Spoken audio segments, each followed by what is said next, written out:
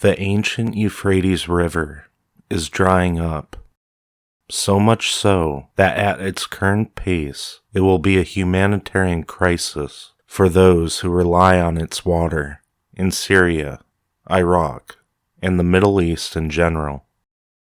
Looking at this from a surface level, it speaks of the strange and devastating world events that we see taking place. However, this news has also gathered attention from many religions familiar with the Christian and Islamic prophecies that were written thousands of years prior, as the Euphrates River will play an important role in an event called the Tribulation, and will also play a significant part in what would be called the End of Days. What are these prophecies, and what will come of them as the great Euphrates River continues to dry?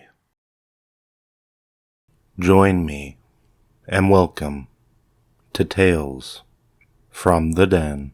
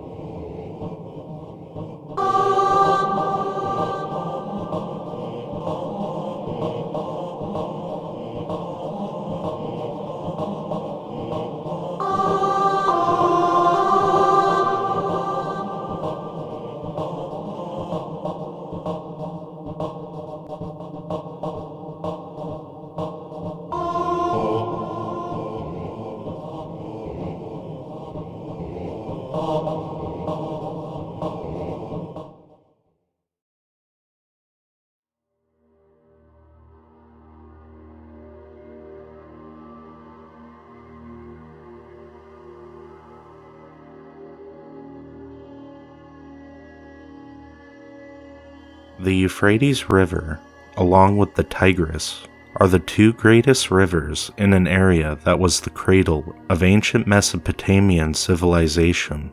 The Euphrates River is the longest river in the southwestern region of Asia and covers a length of 2,800 kilometers. Along with the Tigris, these two rivers form the Tigris-Euphrates River system. The river originates in eastern Turkey, where it is formed by the confluence of the rivers Murat and Karasul that are found in the Armenian highlands. It flows through the Taurus Mountains to the Syrian plateau, and then through western and central Iraq. Here, it joins the Tigris River and continues flowing as the Shatt al-Arab and empties into the Persian Gulf. Three additional rivers that rise in the foothills of the Taurus Mountains in Syria along the Turkish border add their water to the Euphrates. Although these rivers comparatively add little water to the river, they are the only natural water sources of the Euphrates. Once the river enters Iraq, there are only a handful of canals which connect the Euphrates Basin and the Tigris Basin. Dating from approximately the 4th millennium BC, the Euphrates was the source of water that led to the birth of the first civilization in Sumer. Several ancient cities such as Eridu, Mari, Nippur, Sippur, Uruk, and Ur were found near or around it. It is also one of the two rivers from where Mesopotamia draws its name as the land between the rivers. In ancient times, the river valley was heavily irrigated, which formed the centers for the Babylonian and Assyrian empires. The Euphrates River formed the eastern limit to control the Egyptian and Roman empires as well as the western regions of the Persian Empire. After the First World War, the Ottoman Empire was partitioned when the Southwest Asian borders were redrawn in the Treaty of Lausanne in 1923. According to this treaty, the three riparian states, indicating Turkey, France, which represented Syria, and the United Kingdom, which represented Iraq, were supposed to reach a mutual conclusion about the use of the water of the river, as well as any constructions of a hydraulic installation. Turkey and Iraq signed an agreement in 1946, which gave Iraq the power to construct dams on Turkish land and control the flow of the Euphrates. The agreement also stated that Turkey had to report Iraq about any hydraulic changes that it made on the river system. According to research in the past, the Euphrates Valley likely supported a dense forest with a multitude of animal species. The river Euphrates occurs 21 times in the Christian Bible and has quite a powerful story. The first mention of it is in the book of Genesis, where the Euphrates is described as the fourth river that defined the boundary of the Garden of Eden. The Garden of Eden, bounded by the Euphrates, was the area where Adam and Eve were tempted by Satan. A passage reads out of Genesis, stating this about the flowing river. A river flowed out of Eden to water the garden, and from there it separated and became four heads. The name of one is Pison. That is the one that encompasses all of the land of Havilah, where there is gold, and the gold of that land is good, and there is the crystal and the onyx stone. The name of the second river is Gihon. That is the one that encompasses all of the land of Cush. The name of the third river is Shiddekel. That is the one that flows to the east of Ashur. And the fourth river, that is the river Parat. What can be understood from these verses is that there existed four rivers called the Pison, the Gihon, the Shiddekel, and the Parat, which all seemingly flow from the same source, which would be the location of the Garden of Eden. The Shiddekel River is widely accepted as being the Tigris, which flows from southeastern Turkey through Iraq and eventually spills into the Persian Gulf. The biblical figure Daniel described standing on the banks of Shiddekel while receiving one of his visions during the time when he was in exile in Babylonia, indicating the Shiddekel River is in the region of ancient Babylonia, which is present-day Iraq. The Parat is identified as the Euphrates River, which runs almost parallel to the Tigris. Together, these two rivers defined a large part of the Fertile Crescent, or otherwise called the cradle of civilization. The name Euphrates is the Greek version of the Old Persian word Euphratu and the Akkadian word Paratu, and even today the river is called Al-Furat in Arabic.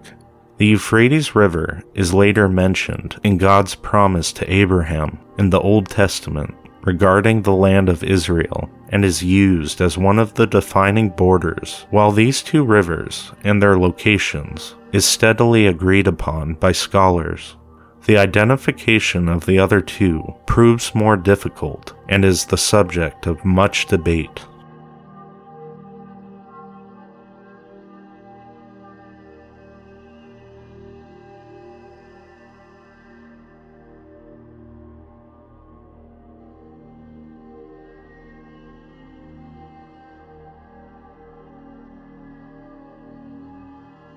There is a prophecy in the Islamic faith that states, "A mountain of gold shall appear before the river Euphrates dries." In the Islamic Hadith, it states this, "Soon, the river Euphrates will disclose the treasure, the mountain of gold, so who will be present at that time should not take anything from it.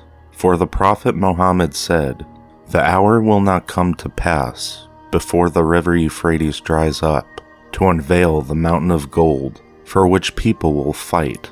99 of every 100 will die, and every man among them will say, maybe I'm the only one to remain alive. For the Prophet Muhammad said, the Euphrates reveals the treasures within itself, for whoever sees it should not take anything from it. For the Euphrates River will uncover a mountain of gold." Many of the Islamic people say that the prophecies, especially those related to signs of Judgment Day, that their Prophet Muhammad stated 1400 years ago, have come true, The Islamic states have been rumored to be already prospecting for gold, with some rumors indeed even stating that they have found it already, although it is being kept very quiet. This prophecy is critical, as it would most likely bring conflict and war in an already tension-filled region. Discoveries being made in recent years also include tunnels, ancient cities, and caves that were once submerged in the river, now reveal tombs built into the rock face. What was once an enormous reservoir that stretched as far as the eye could see has shrunk an astonishing 90%. Discoveries from local archaeologists also include ancient architecture, clay-jar tablets, and ancient remains, gold coins, and even gold jewelry. Officials of Turkey even say, if Iraq finds major gold reserves, this could be a signal for renewed civil strife between the various neighboring countries, as well as interfering outside powers. Locals of the area also say, the Euphrates River is also very important because it's Allah's final assessment of humanity. 3 countries, Turkey, Syria, and Iraq, have shared the water sources for decades. The Euphrates and the Tigris are the main source of drinking and irrigation in these countries, but as of recent years, it has been drastically drying up. Turkey used to stop water in its dams and release it when necessary. It causes the river to change its direction and ends up drying in its native place. Now people, especially in Syria, are suffering the water shortage the most. Locals have been reported having to walk 7 hours to get 1 bucket of clean water. Farmers of rice and cattle are moving because of the water shortage. According to geographic studies, at this current rate, the Euphrates will be completely dry in the year 2040 and will cause a major economic crisis in the countries.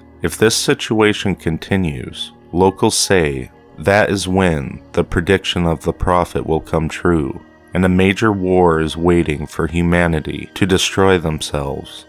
In another prediction, the gold will not reveal itself unless it's been 12 years of chaos in Syria.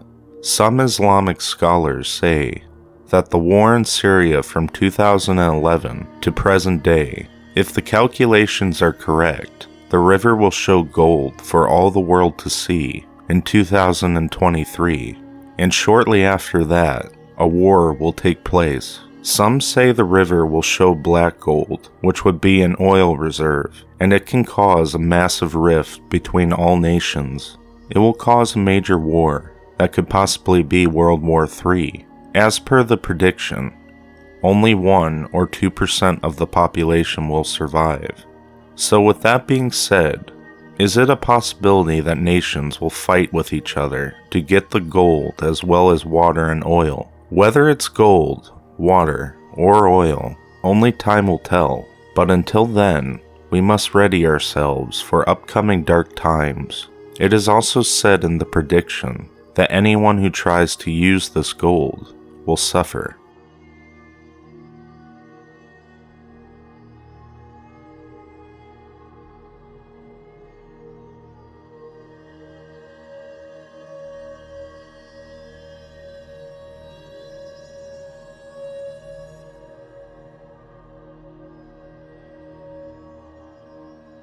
Revelations 9:13, verse 15. And the 6th angel sounded, and I heard a voice from the 4 horns of the golden altar, which is before God, saying to the 6th angel, which had the trumpet, Loose the 4 angels which are bound in the great river Euphrates. And the 4 angels were loosed, which were prepared for an hour, and a day, and a month, and a year, for to slay the 3rd part of mankind. This passage deals with the 6th trumpet and what is called the 2nd woe. The 3 woes refer to Revelations 8, where an angel cries, Woe, woe, woe to the inhabitants of the earth, by reason of the other voices of the trumpet, of the 3 angels which are yet to sound. The last 3 trumpets bring special woes to the inhabitants of the earth. The second of these woes deals with the loosing of 4 very specific angels. Notice several things about these 4 angels. First, their purpose is to slay the third part of mankind. Their loosing sends forth an army of 200 million horsemen, as referenced in Revelations 9:16 through 18.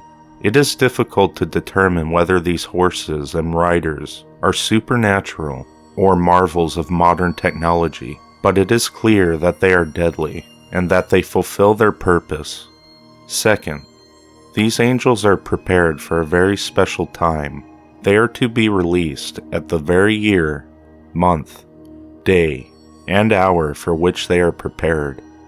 Third, they are bound until the time of the purpose for which they are ordained forth. They are bound in the great river Euphrates. Most scholars conclude that these angels are certainly fallen. Their sole purpose is to kill. This power of death describes that they are bound until they are released for their specific purpose. As some point out, in reference to other fallen angels, they have been delivered into chains of darkness to be reserved unto Judgment Day. With that being said, the 4 angels bound in the Euphrates, most say are certainly fallen. Why they are bound in the Euphrates is a bit of a mystery. A couple of details about the Euphrates are significant. First, the Euphrates was said to be the farthest eastern boundary of the land promised to Israel by God. Second, the Euphrates River is especially connected to Babylon, and Babylon is prominent in the book of Revelation. Beyond this, much is speculation as to whether these angels are connected to Mystery Babylon. And many ask, did they commit earlier sins for which they are bound? Many believe the 4 angels bound at the Euphrates River are key players in the conflict during Revelations. Revelations 9:13 through 16 describes the releasing of the 4 angels who are bound at the river Euphrates and the aftermath of their release, the slaying of a third of mankind by 200 million horsemen. The angels released from the Euphrates River are said to probably be fallen angels because they have been bound there. The Greek word for bound, which is dio, is only used twice in the book of Revelation. The other verses where this word appears is in Revelation 20, verse 2, which describes Satan being bound for 1,000 years, where it says, "And he laid hold on the dragon, that old serpent which is the devil, and Satan, and bound him 1,000 years. Revelations 20, verse 2. In Revelations 20, verse 7, it indicates that the binding of Satan for 1,000 years is connected to his imprisonment, where it says, "And when the 1,000 years are expired, Satan shall be loosed out of his prison." Given the context of how the word dio is used in Revelations, it is likely that the use of dio in Revelations 9, verse 14, is meant to convey the sense that the 4 fallen angels are imprisoned in a similar manner that Satan will be imprisoned for 1,000 years. The treatment of these 4 angels is interesting to note because they will be temporarily released from their bondage, unlike the group of angels described in the book of Jude and 2 Peter, where it says, "And the angels which kept not their first estate, but left their own habitation, he hath reserved in everlasting chains under darkness, unto the judgment of the great day. For if God spare not the angels that sinned, but cast them down to hell, and delivered them into chains of darkness, to be reserved unto judgment." Between Revelations, Jude, and 2 Peter, many think these verses can be harmonized by the likely possibility that the 4 angels are kept at a different location than the group of angels mentioned in Jude and 2 Peter. Revelations 9:14 through 15 states that the 4 angels who will be released were prepared for an hour, and a day, and a month, and a year at the river Euphrates. This phrase indicates that these angels are reserved for a specific purpose, primarily causing the type of chaos that leads to the death of a third of mankind. Many believe the four angels will play a prominent role in stirring up a large-scale conflict to which the world has never seen before. Who are these four angels? One theory suggests these were four of the 200 angels called the Watchers, who appeared in Genesis 6 and also in the book of Enoch, who interbred with the daughters of men, which brings up another question. Who are the Watchers? Genesis 6 says that when men began to multiply on the face of the earth, and daughters were born unto them, that the sons of God saw the daughters of men, that they were fair, and took them wives, all of which they chose. Traditionally, the Ben Elohim, or sons of God, numbered several hundred, and they descended to earth on Mount Hermon, signifying this was a sacred place to the many civilizations at the time, including the Canaanites, the Hebrews, and the Greeks, and several others in the region at the time. Shrines to the god Baal, Zeus, Helios, and Pan, and the goddess Ashtar were built on its slopes. These Ben Elohim, or fallen angels, were also known as the Watchers. The Grigori and the Urim in Jewish mythology were originally a superior order of angels who dwelt in the highest heaven with God and resembled human beings in their appearance. The title Watcher simply means one who watches, those who watch, those who are awake, or those who do not sleep. These titles reflect the unique relationship between the Watchers and the human race since ancient times. In some religious teachings, they were a special elite order of angelic beings created by God to be earthly shepherds of the first primitive humans. It was their task to observe and watch over the emerging human species and report back on their progress.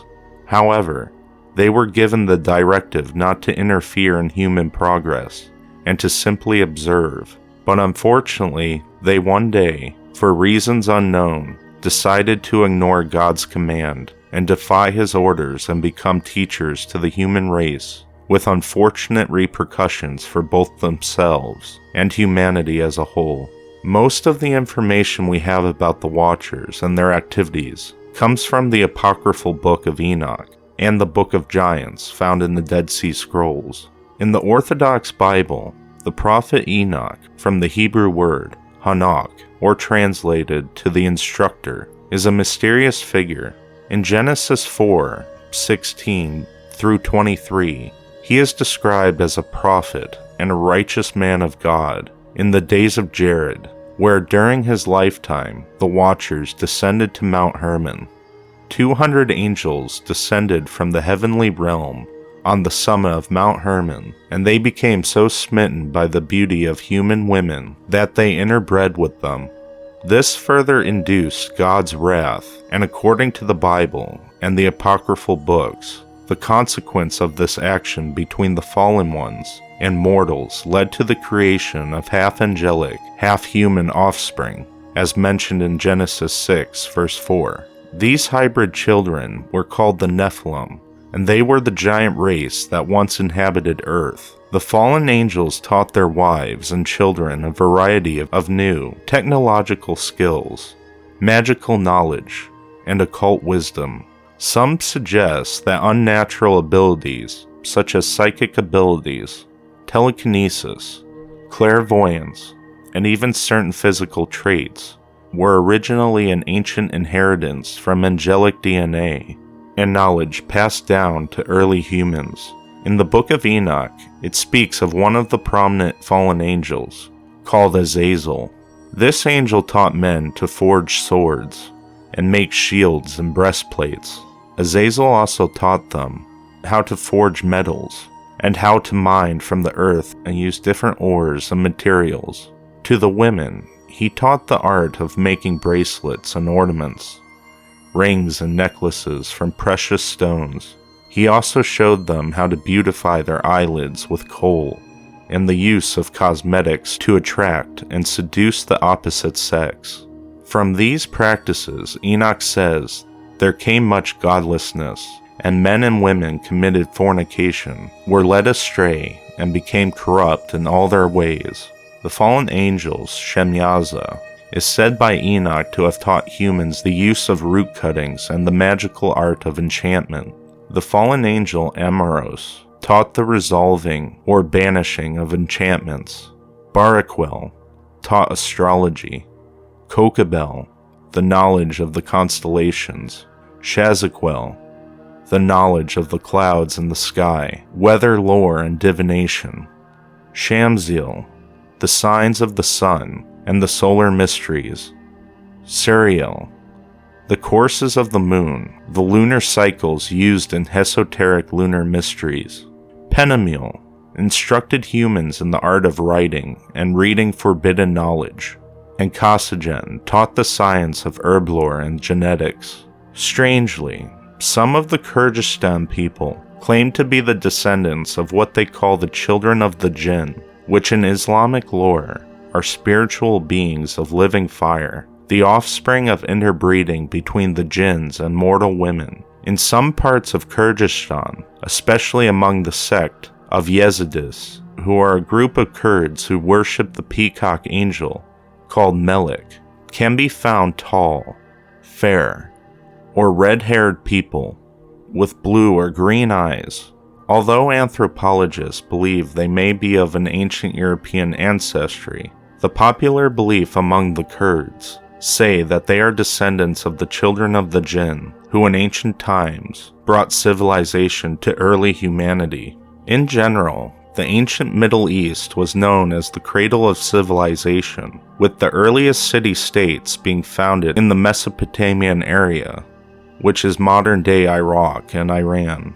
The early indigenous people of this region, the Sumerians and the Akkadians, developed the first written language, studied astronomy, and created libraries. The Babylonians and Assyrians followed them, and in the mythology of all these races are stories of how the gods descended to earth and taught them the arts of civilization. In the Book of Enoch, it says that when God saw the lawlessness, chaos, corruption, and sexual immorality that had been caused by the interaction of the Watchers and humans, he decided to intervene through the agency of the archangels Michael, Raphael, Gabriel, and Uriel. He commanded Raphael to bind Azazel hand and foot and cast him into a deep ravine in the desert. Gabriel was sent on a divine mission to destroy their offspring, which God referred to as the bastards and reprobates. The archangel Michael, the commander of the army of God, was sent to capture Shemyaza and bind him under the earth. In the Book of Jubilee, it says that the archangels bound the Watchers in the depths of the earth, and in Judaic lore, they are imprisoned in a mysterious second heaven. However, it is also said that some of these have a special place reserved for them in Sheol. There they are said to lie in a state with shield and spear intact. Could the four angels bound underneath the Euphrates be a part of the 200 Watchers that fell in the days of Jared, just waiting to unleash their wrath upon mankind? Only time will tell.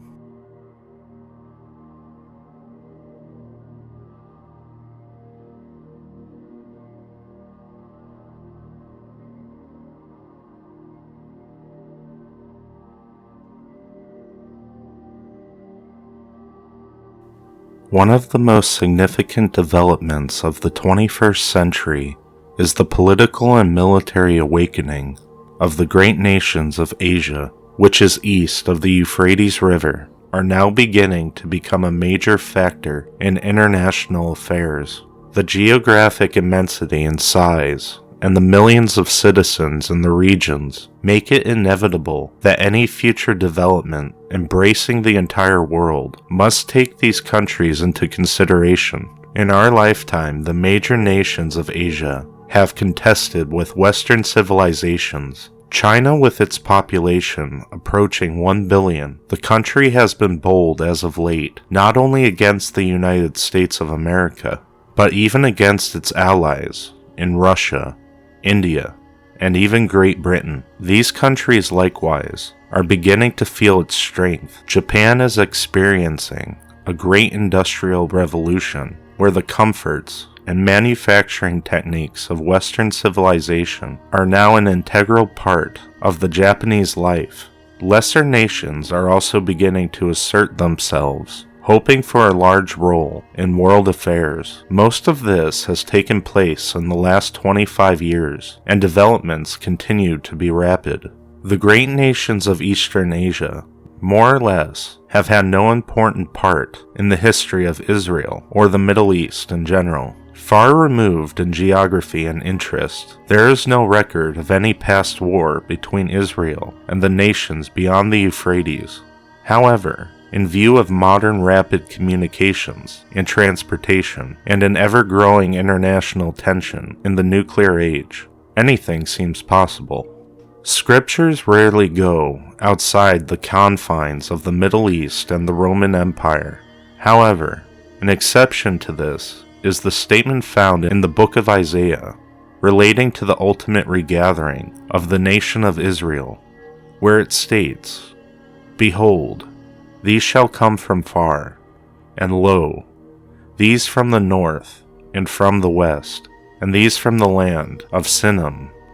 Although it is debated to the precise reference of the land of Sinim, most biblical scholars generally agree that the most probable explanation is that this refers to the ancient land of China.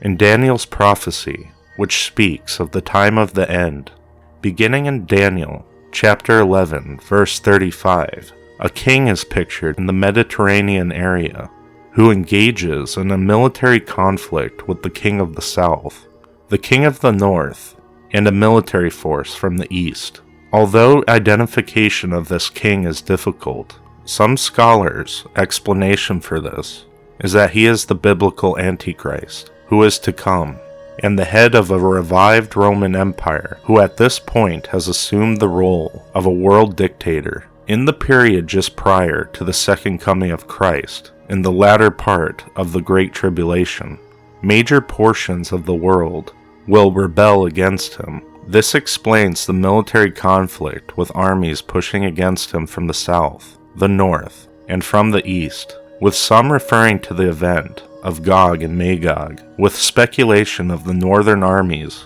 being that of modern-day Russia, the south being the Islamic nations such as Turkey and Iran, and the eastern armies being that of China. In the prophecy, it is stated in Daniel chapter 11, verse 44, "But tidings out of the east and out of the north shall trouble him. Therefore he shall go forth with great fury to destroy and utterly to make away many." Although the information given is debated, in the light of the context it appears that these tidings concern a military invasion from the area of what would be modern-day Asia. This is probably the first opposition in the east in relation to the Antichrist, and comes as an added blow to insurrection in the north and in the south. It appears that he is victorious in his preliminary battles with the north and the south, as it states in Daniel 11, chapter 44, but that the conflict is not completely resolved by the fact that at the time of the second coming of Christ, a great war is underway in which the armies are deployed over much of Israel and the Middle East, with the Battle of Armageddon as its focal point. The statement in Daniel, however, introduces a subject concerning which there is additional revelation given in the New Testament that lends support to the concept that the Eastern Asian nations will have a place in the great world conflict of the end times. Two important passages in Revelation, namely chapter 9, verse 13 through 21, and chapter 16, verse 12 through 16, contribute to the conclusion that one of the large armies deployed in the final world conflict will be a military force of great power, which comes from the Eastern Asian countries. The first example of this is found in Revelation 9, where it is recorded that John heard a voice from the four horns of the golden altar, which is before God, saying to the sixth angel which had the trumpet, "Loose the 4 angels which are bound in the great river Euphrates." And the 4 angels were loosed, which were prepared for an hour, and a day, and a month, and a year, for to slay the 3rd part of men. And the number of the army of the horsemen were 200,000. And I heard the number of them. The passage goes on to describe the character of this army, and the conclusion that 1/3 of men were killed in the resulting military struggle. Although all of the details are not entirely clear, the most reasonable explanation of this prophecy, related as it is to the great river Euphrates, which forms the eastern boundary of the ancient Roman Empire, is that the army comes from Eastern Asia and crosses the Euphrates River in order to participate in the struggle that is going on in the land of Israel. The information that is prepared for an hour, and a day, and a month, and a year, for to slay the 3rd part of men, means simply that it is an army especially prepared for the day of battle, which follows. A most staggering statistic is the fact that the number of the horsemen is declared to be 200,000, or in other words, 200 million.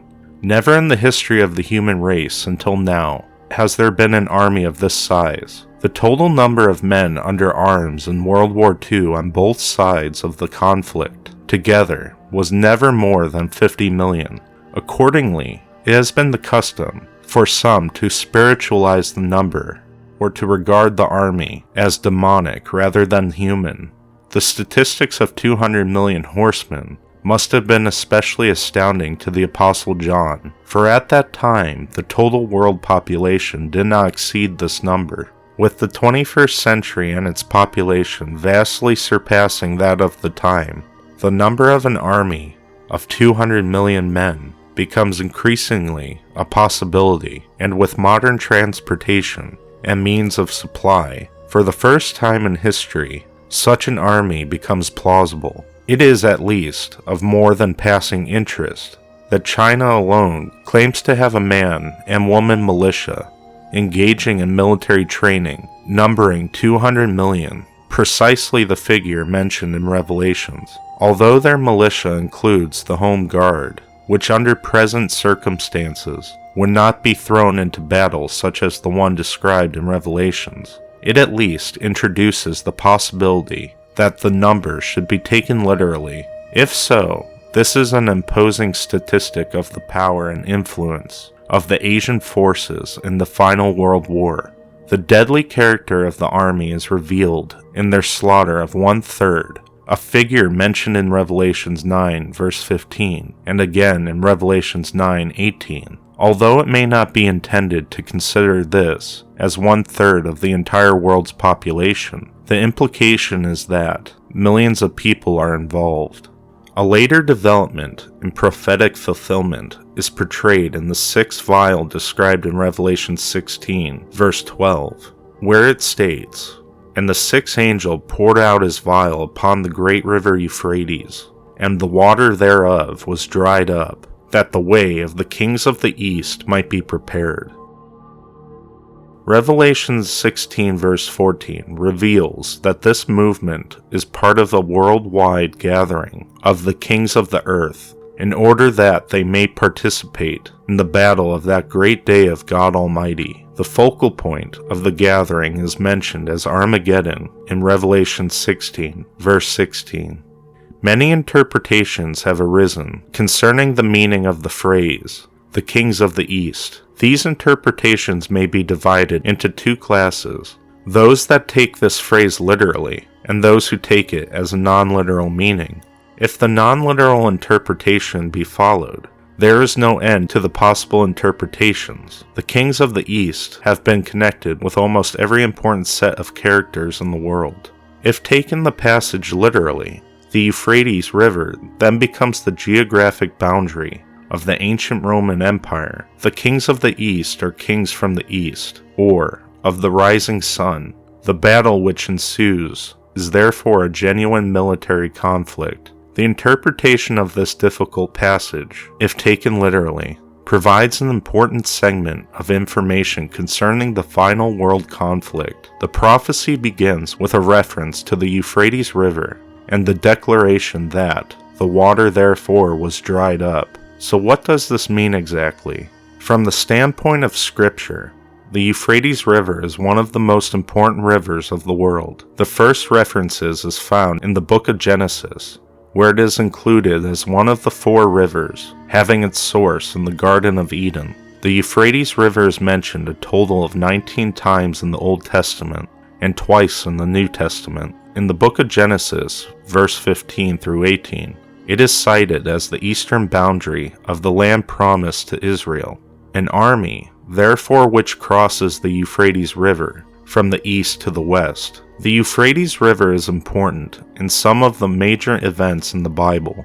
In the book of Daniel, chapter 5, it was the diversion of the Euphrates River from its normal course through the midst of Babylon that left the river channel dry and permitted the armies of Darius to take the city by storm on the memorable night of Belshazzar's feast. Therefore, the drying up of the Euphrates contributed to the downfall of Babylon. There seems to be a connection in that of the drying of the Euphrates River in Revelation 16 will lead to the downfall of the revived Roman Empire, which spiritually and politically is also identified with Babylon. For these reasons, the drying up of the Euphrates is usually interpreted as divine intervention, thereby permitting easy access of the military hordes from the east to cross its dry riverbed. The Euphrates River has long been an important geographic barrier, and in the ancient world was second to none in importance, not only from a standpoint of prophecy, but historically, geographically, and biblically.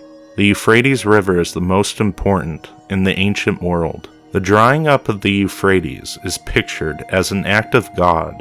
It is viewed as a physical act permitting the army to cross the Euphrates, similar to the act in which God drying up the waters of the Red Sea to permit the passage of the children of Israel from the wrath of Pharaoh and his armies in Egypt. As such, a literal interpretation makes a great deal of sense to many, and there is no agreement as to the spiritualized meaning of the passage. Therefore, the literal interpretation is to be preferred by most scholars. If the drying of the Euphrates River is to be taken literally, then what can be understood by the references to the kings of the East? Here again, if the literal view is true, it would be most natural in a world war culminating in the Middle East to have Asia represented. The interpretation that views the kings of the East as the political and military leaders in this conflict. There has been some tendency to take the expression the kings of the East literally as the kings of the rising sun as references specifically to the nation of Japan, where the rising sun is a symbol of its political power. However, it is more natural to consider the term rising sun as a generalized representation for the East, and therefore the army would include all the nations of Asia. If the army is literally 200 million, it would hardly be possible for Japan alone to staff, maintain, and move such a gigantic force without help from China, India, and other great nations of Asia. The ultimate explanation is therefore a relatively simple one. If the prophecy is literal and true, then by an act of God, the Euphrates River is dried up. This makes a way for the descent of the tremendous army of 200 million upon the land of Israel and the Middle East to participate in the final world conflict. If such an army is to be raised up, it would be natural to conclude that a large portion would come from Asia. Although they seem to have come in opposition to the Antichrist, it is clear that this invasion brings these armies together, like the other nations gathered, and they forget their individual conflicts and differences to oppose the Antichrist and his one world empire. Many scholars say that the fact that the rise of Asia has occurred in our lifetime with so many rapid and unexpected developments is more evidence that the world is moving towards its final climax and the end of times. In Asia, as in other parts of the world, the stage is being set for the final conflict in which the kings of the East will have their important role in the end times and the return of God? Is it true that there is a spiritual war between good and evil taking place and spilling over into our reality? Is there unseen powers at play to which the human mind cannot comprehend? Are these just rumors and conspiracy involving natural occurrences? Perhaps time will tell. Nevertheless, the Euphrates River is drying up, and when it does, one can only imagine, whether it be Mother Nature or even divine intervention, what exactly will come of it, and what will be the effect that it will have on the Middle East and humanity as a whole. Thanks for watching. Till next time.